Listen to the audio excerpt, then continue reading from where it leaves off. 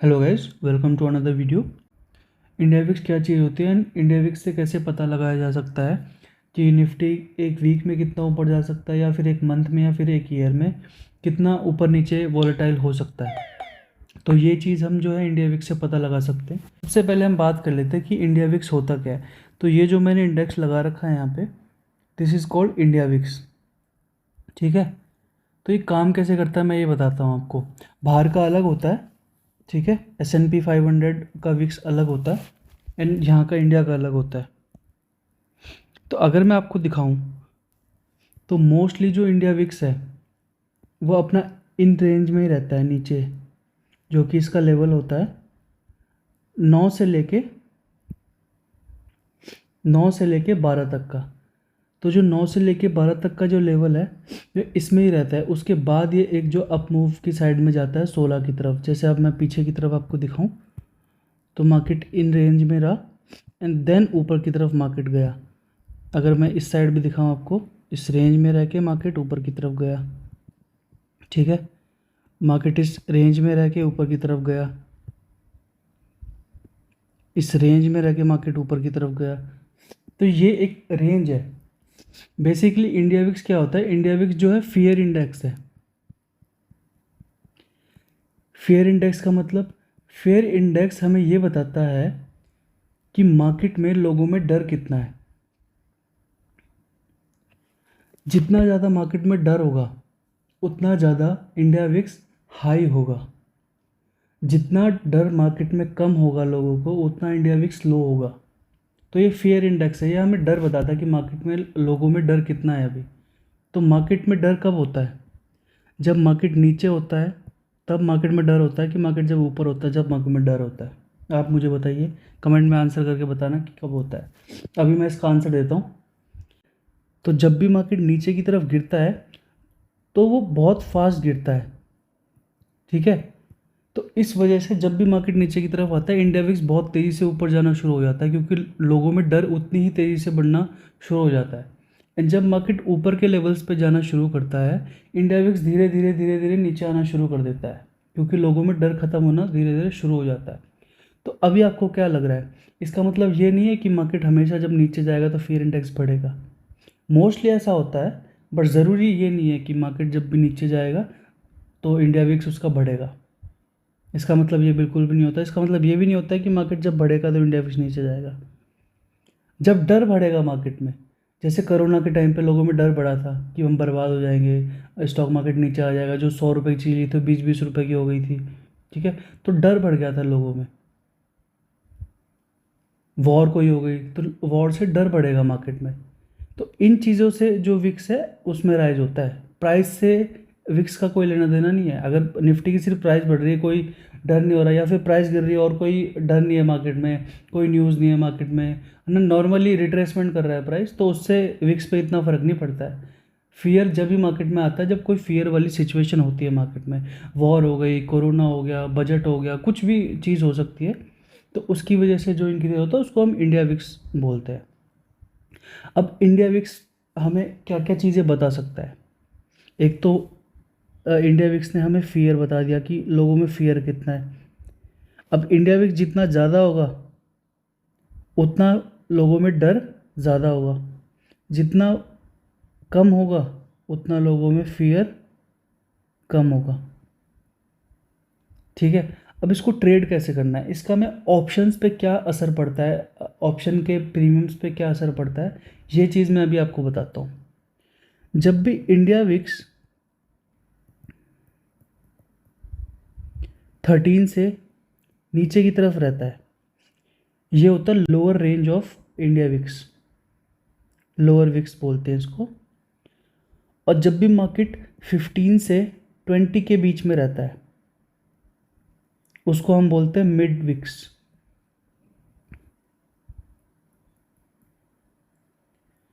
And जब भी market 20 से 25 की रेंज में रहता है उसको बोलते हैं हम हाई विक्स।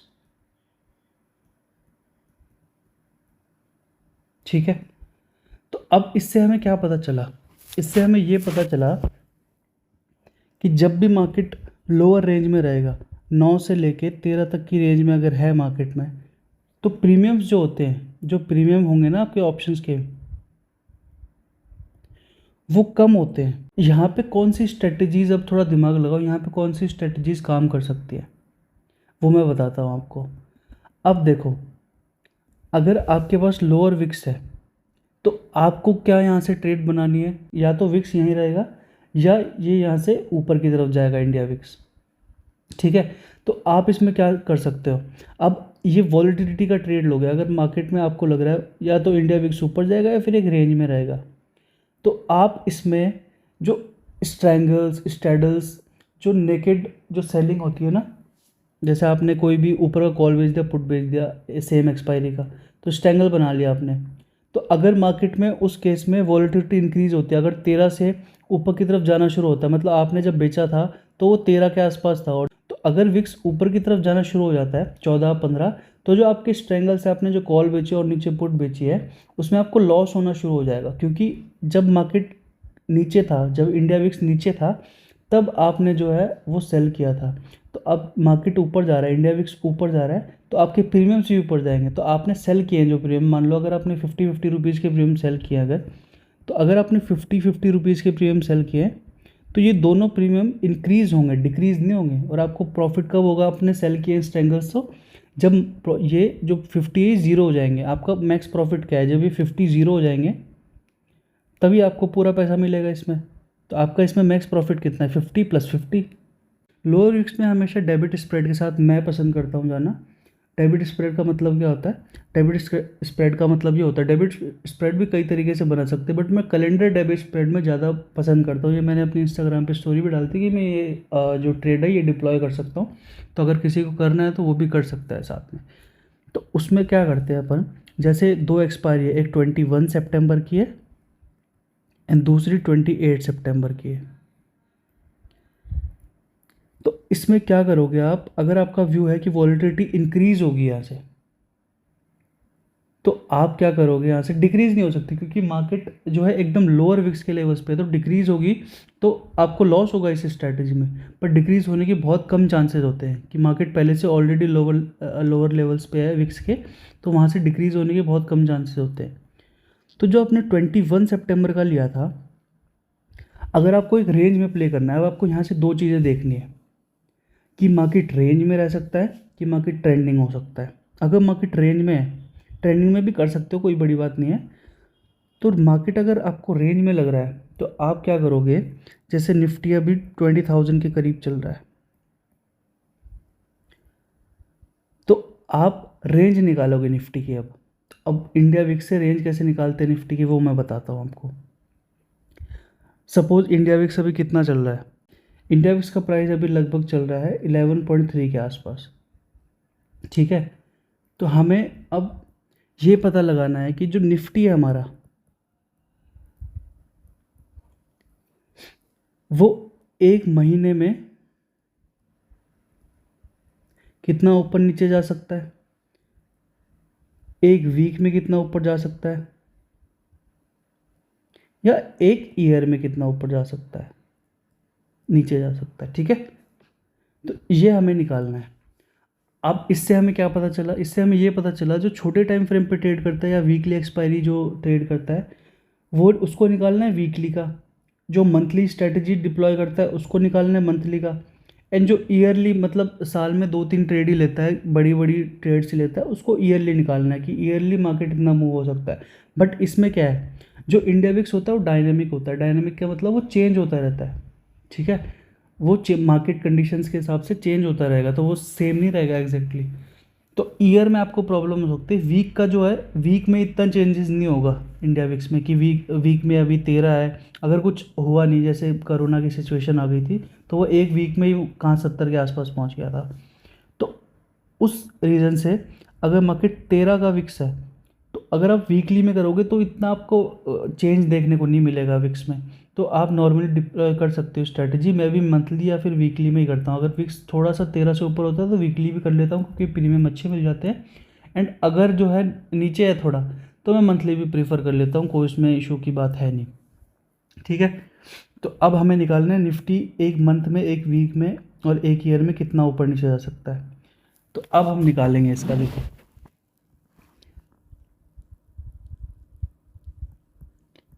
ये है निफ्टी हमारा। अब हमें एक वीक का अगर निकालना है तो एक साल में कितने ट्रेडिंग वीक्स होते हैं? 52 वीक्स होते हैं। ठीक है, अब हमें 52 का स्क्वायर रूट निकालना है, इजिकल टू कितना होगा? 7.211। तो ये हमारा स्क्वायर रूट हो गया 52 का। अब ये क्या है? इससे डरो मत, आपको कैलकुलेटर में इजीली मिल जाएगा। स्क्वायर रूट ऑफ 52 7.211 होता है। ठीक है, अब हमें स्क्वायर रूट मिल गया। अब हम क्या करेंगे? इंडिया विक्स हमारा कितना चल रहा है? इंडिया विक्स हमारा लगभग चल रहा है, इंडिया विक्स जो हमारा चल रहा है वो लगभग चल रहा है 11.28 के आसपास। तो अब हम क्या करेंगे? जितने वीक्स, जैसे हमें ये स्क्वायर रूट हमारा आया है तो हम इसको डिवाइड करेंगे इंडिया विक्स से। ठीक है, जो हमारा हमने स्क्वायर रूट निकाला है उसको हम डिवाइड करेंगे अपने 11.28 से। तो हमारा कितना आएगा? वो 0.639 के आसपास आएगा। इसका क्या मतलब होता है? इसका मतलब ये होता है कि निफ्टी वो एक वीक में 0.63% इन वन वीक, निफ्टी 0.63% या तो ऊपर जा सकता है या नीचे जा सकता है। अब वो कैसे पता लगाते कि निफ्टी ऊपर जाएगा कि नीचे? फिर आपको टेक्निकल एनालिसिस की अपनी जो नॉलेज है वो यूज़ करनी पड़ेगी। हमें ये पता लग गया कि एक वीक में मार्केट इतना ही मूव कर सकता है, तो मार्केट का भी जो रेट चल रहा है वो 20,000 के लगभग चल रहा है निफ्टी का रेट। तो अभी हमें निकालना है 20,000 का 0.363%, तो 126 के लगभग आ गया 20,000 का 0.63%। तो 126 पॉइंट मार्केट ऊपर या 126 पॉइंट मार्केट नीचे जा सकता है इस वीक में। ठीक है, अब क्या करेंगे हम? 20,000। अब इससे हमारा क्या दिमाग चलता है? -126 एंड 20,000 प्लस 126 कितना हो गया? 19,874। और जो इसका मिला हमें 20,126। तो इससे हमारा दिमाग चल सकता है कि हम 19,800 का पुट सेल कर सकते हैं एंड 20,150 का कॉल सेल कर सकते हैं। ठीक है, तो हम ये दो चीज़ कर सकते हैं। अब मैं आपको दिखा देता हूँ एक बार। अब हम बात कर लेते हैं कैलेंडर की, जो मैं आपको बता रहा था सबसे पहले। तो हमें एक रेंज मिल गई मार्केट में कि मार्केट कहाँ तक जा सकता है। तो ऊपर की साइड की रेंज जो है मार्केट की वो हो गई 20,126 के आसपास। तो इसका हम कॉल भेज देंगे। कौन सी एक्सपायरी का? जो करंट एक्सपायरी, अगर आपको वीकली करना है तो करंट एक्सपायरी का कॉल भेज देंगे। और 19,850 या फिर 800 का हम एक पुट भेज देंगे, पुट सेल कर देंगे। तो ये हमारा अभी क्या बना? ये हमारा स्ट्रैंगल बना है, स्ट्रैंगल। तो हमें इसको कैलेंडर में कन्वर्ट करना है अब। ठीक है, तो अभी मान लो इसका प्राइस चल रहा है 50 रुपीज़ एंड इसका प्राइस चल रहा है 49 रुपीज़, फॉर एग्जाम्पल है। तो हमने ये दोनों सेल कर दिए, तो हमें नेट क्रेडिट कितना रिसीव हुआ अभी? 50 + 49। ठीक है, ये दोनों हमें क्रेडिट रिसीव हो गए। अब हमें क्या करना है? हमें नेक्स्ट एक्सपायरी का अगर आपको लग रहा है विक्स यहाँ से ऊपर की तरफ जाएगा तो आपको थोड़ा डेबिट दे देना है। आप थोड़ा डेबिट दे सकते हो। डेबिट कैसे देना है अगर आपको समझ नहीं आया? अगर आपने यहाँ 50 और 50 लगभग बेचा है, मतलब 49 50 एक जैसा ही है, ठीक है, कोई फ़र्क नहीं पड़ता। अगर आपने यहाँ पे 49 50 बेचा हुआ है तो आप जो बाय करने वाले हो अब हैजेस नेक्स्ट एक्सपायरी का, वो आप ज़्यादा की भी बाय कर सकते हो। जैसे 50 आपने सेल किया है तो आप 70 80 का भी बाय कर सकते हो हेजेस में, क्योंकि आपका जो व्यू है, आपका ये व्यू है कि यहाँ से इंडिया विक्स ऊपर की तरफ जाएगा। तो जो आपके हेजेस हैं, जो आपका हेजेस है उनका प्राइस भी इंक्रीज़ होगा। तो इसमें आपको क्या बेनिफिट है, इसमें आपका जो MTM होता है, MTM स्विंग बोलते हैं जिसको, मतलब डेली PNL जो होता है, उसमें इतना फ़र्क नहीं पड़ेगा, क्योंकि वीकली तक होल्ड करने आपको, अगर आपको शुरुआत में इतना लॉस देखने को मिल गया तो आप देख नहीं पाओगे, ट्रेड काट दोगे जल्दी से। तो आपको MTM देखने को इसमें मिलेगा ही नहीं, बहुत कम MTM देखने को मिलेगा। या तो आपका व्यू इसमें क्या है, डेबिट कब देना है डेबिट अपन को, जब हमारा व्यू हो यहाँ से विक्स ऊपर की तरफ जाएगा। अगर हमारा व्यू ये है कि मार्केट यहाँ से ज़्यादा ऊपर भी नहीं जाएगा एंड मार्केट यहीं रह जाएगा मोस्टली, तो आपने जो 50 का प्रीमियम दिया था तो वो आप दे के रखोगे, एंड जो हेजेस हैं उसमें भी आप लगभग 55 का आसपास का या 50 के आसपास का हेज बाय कर लोगे। तो ये आपका बैलेंस्ड हो गया, बैलेंस कर लिया आपने। देखो 50-50 यहाँ आपने सेल किया एंड यहीं 50-50 आपने बाय कर लिया। तो ये आपका बैलेंस कैलेंडर स्प्रेड हो गया। जो डेबिट वाला था वो आप उस केस में यूज़ करोगे जब आपकी वॉलेटिलिटी ऊपर जाने वाली होगी। अब इन केस जो आपका व्यू है कि मार्केट जब इंडिया विक्स ऊपर होता है तब हमें इसका वाइस वर्सा करना है। तब ये जो स्ट्रैंगल्स होते हैं, सिर्फ आप अगर बेच भी दोगे तब भी आपका काम हो जाएगा। हायर विक्स में पैसा बनाना ईजी होता है, मतलब ईजी तो कहीं नहीं होता है, बट कंपेरेटिवली जिसको नॉलेज है वो हायर विक्स में ज़्यादा अच्छे से परफॉर्म कर सकता है, बल्कि लोअर विक्स में पैसा कमाना बहुत टफ होता है, क्योंकि आपको डिके ही नहीं मिलेगा। जो डिके आपको 22 की विक्स में डेली का अच्छा खासा डिके मिल रहा था 22 की विक्स में, तो वो आपकी 11 की विक्स में वो डिके होगा ही नहीं। उसको ज़ीरो होना है थर्सडे को, और अभी चल रहा है मंडे, तो उसको 4 दिन में ज़ीरो होना है 50 रुपये को।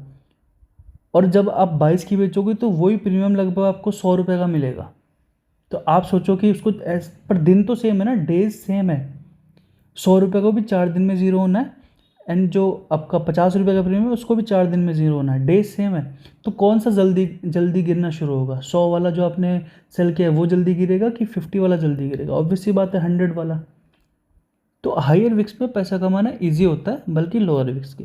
ठीक है, अगर आपको कोई और टॉपिक पे वीडियो चाहिए तो मैं उसकी भी वीडियो बना दूंगा, मेरे को कमेंट में बता देना। Thank you.